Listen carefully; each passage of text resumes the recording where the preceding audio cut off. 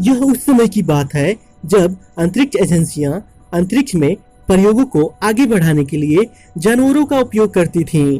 अंतरिक्ष के अग्रणी एजेंसियों में से एक नासा ने जब पहली बार किसी जानवर को स्पेस में भेजा तो वह इतिहास बन गया, जिसके अंतर्गत पहले दर्जनों चिंपांजियों को प्रशिक्षित किया गया जो इंसानों के कामों को आसानी से कर सकते थे।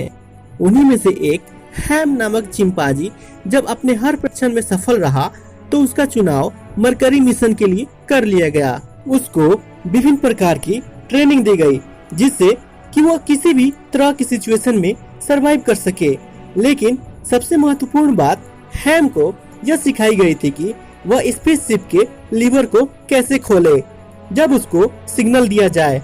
अगर वह यह करने में सफल होता तो उसे ट्रीट के रूप में केले दिए जाते थे और असफल होने की स्थिति में उसे बिजली का झटका मिलता था। लंबे समय के ट्रेनिंग के बाद जब 31 जनवरी 1961 में जब मिशन की घड़ी आई तब हैम को स्पेसशिप के कैप्सूल में सील कर दिया गया।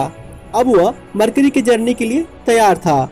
नासा ने जितना सोचा था उससे कहीं तेज और उच्च दबाव से वह स्पेस फ्लाइट गुजरा जिससे हैम का स्पेसशिप एयर प्रेशर को खो चुका था।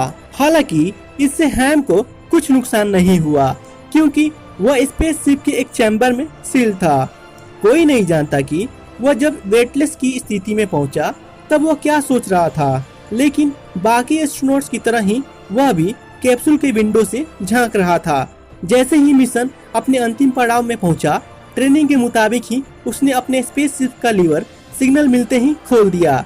इसके साथ ही वैज्ञानिक भी यह जान चुके थे कि एस्ट्रोनॉट्स भी मरकरी पर फिजिकली कामों को अंजाम दे सकते हैं। प्रक्षेपण के लगभग 17 मिनट के बाद ही हैम को समुद्र में उतार लिया गया। वह बिल्कुल बेसुध लग रहा था, लेकिन यह अपने मिशन में सफल रहा था। इसके बाद ही वह कार्टून और सभी तरह के मीडिया में छाने लगा था।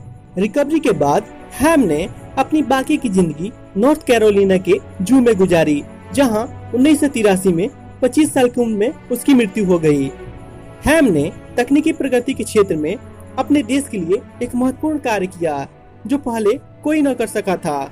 हैम जैसे जानवरों ने अंतरिक्ष तकनीकों की प्रगति में एक बहुत ही महत्वपूर्ण भूमिका में निभाई है, जिससे अब मानवता के लिए अंतरिक्ष में बहुत सारे मार्ग खुल गए हैं।